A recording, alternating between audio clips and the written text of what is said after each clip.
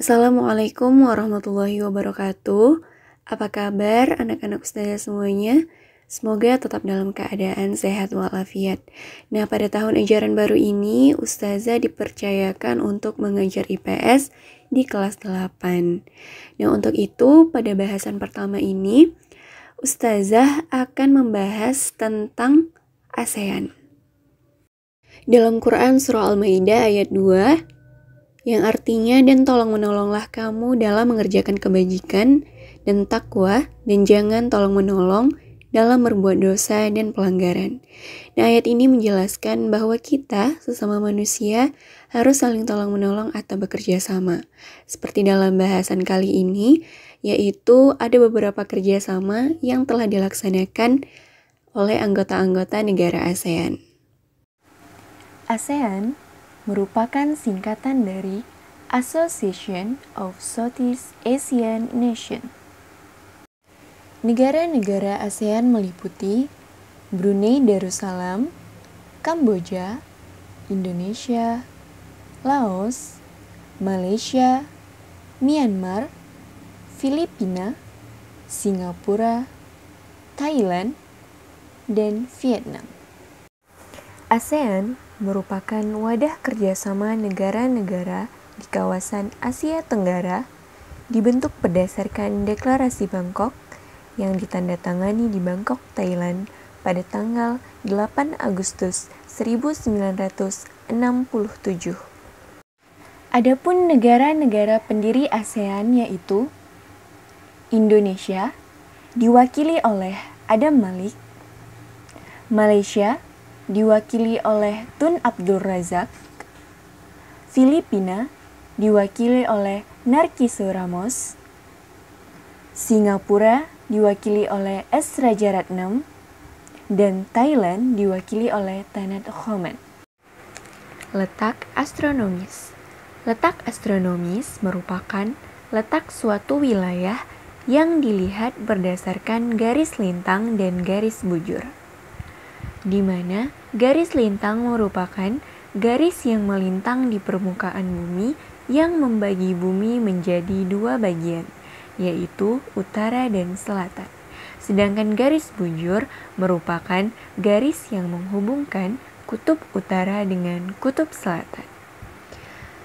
Adapun letak astronomis negara-negara ASEAN yaitu berada pada 28 derajat lintang utara sampai 11 derajat lintang selatan dan 93 derajat bujur timur sampai 141 bujur timur, di mana 28 derajat lintang utara berada di wilayah Myanmar, 11 derajat lintang selatan berada di wilayah Indonesia, 93 derajat bujur timur berada di wilayah Myanmar, dan 141 derajat bujur timur berada di wilayah Indonesia. Selanjutnya adalah latar belakang terbentuknya ASEAN. 1. Adanya persamaan geografis.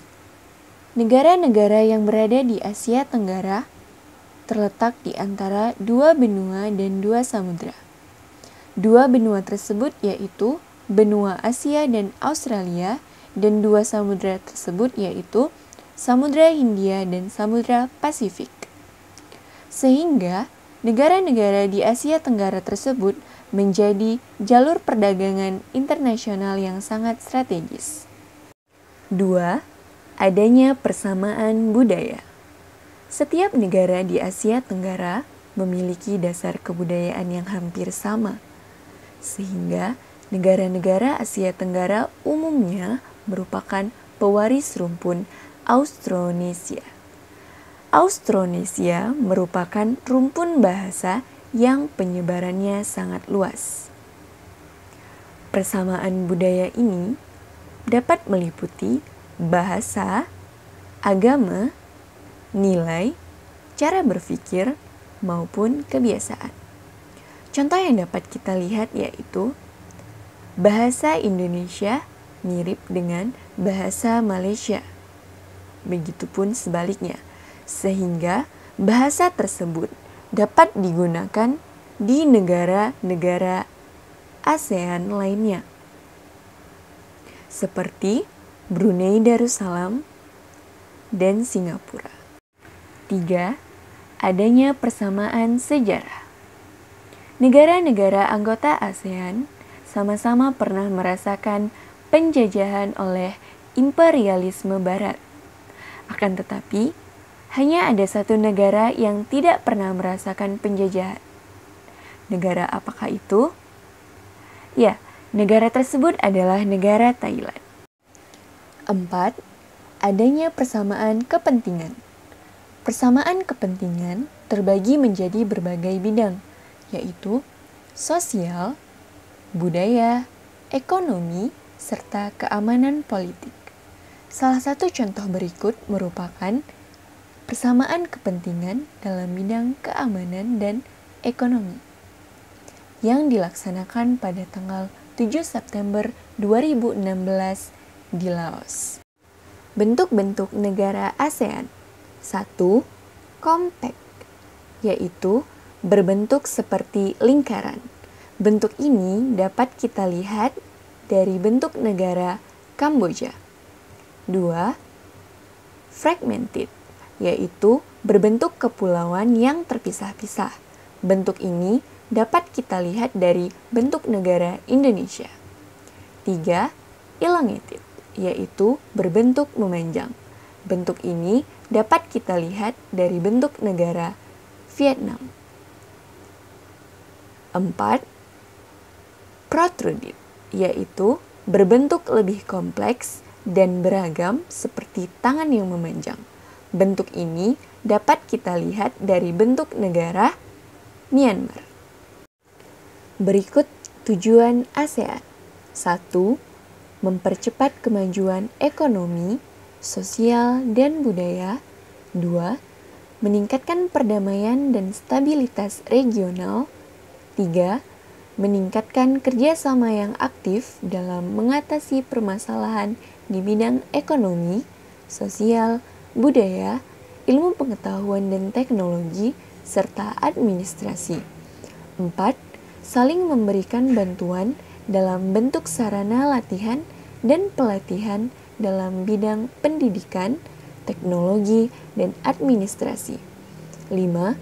Bekerja sama dalam meningkatkan pendayagunaan pertanian, industri, perdagangan internasional, perbaikan sarana distribusi dan komunikasi, serta taraf hidup rakyat. 6. Memelihara kerjasama dengan berbagai organisasi internasional. Selanjutnya, bentuk-bentuk kerjasama. Bentuk kerjasama yang pertama yaitu dalam bidang politik. Dalam bidang ini, ASEAN sepakat untuk menyelesaikan segala permasalahan melalui meja perundingan yang membahas tentang keamanan, stabilitas, dan perdamaian negara. Hal ini terlihat dalam kegiatan ASEAN Political Security Community Council Meeting yang dilaksanakan pada tanggal 13 November 2018 di Singapura. Kemudian KTT yang ke-17 ASEAN Plus 3 yaitu kerjasama untuk perdamaian dan kemakmuran kawasan. Bentuk kerjasama yang kedua yaitu dalam bidang sosial dan budaya. Dalam bidang sosial dan budaya, kerjasama anggota ASEAN bertujuan agar terciptanya kesejahteraan sosial dan negara anggota ASEAN semakin mengalami kemajuan. Adapun kegiatan yang telah dilaksanakan yaitu promosi pariwisata bersama dan pembentukan jejaring duta muda ASEAN. Bentuk kerjasama yang ketiga yaitu dalam bidang ekonomi. Dalam bidang ini, negara-negara ASEAN menciptakan berbagai kerjasama perdagangan yang saling menguntungkan. Adapun kegiatan yang telah dilaksanakan yaitu penandatanganan kesepakatan daftar negatif investasi dan perdagangan bebas ASEAN, serta perundingan perdagangan internasional. Dan bentuk kerjasama yang terakhir yaitu dalam bidang pendidikan. Dalam bidang ini, negara-negara ASEAN melakukan kerjasama demi meningkatkan kualitas pendidikan pada masing-masing negara anggota ASEAN. Berikut kegiatan yang telah dilakukan yaitu membahas tentang pendidikan anak berkebutuhan khusus, membahas peningkatan kerjasama di bidang ilmu pengetahuan dan teknologi, dan inovasi di Puspitek Serpong. Berikut adalah tugas. 1. Siapa saja pendiri ASEAN? Yang kedua, jelaskan latar belakang terbentuknya ASEAN. Dan yang ketiga, carilah bentuk kerjasama di bidang pendidikan yang dilaksanakan oleh ASEAN. Demikianlah materi pembelajaran hari ini. Sampai bertemu di materi pembelajaran selanjutnya. Wassalamualaikum warahmatullahi wabarakatuh.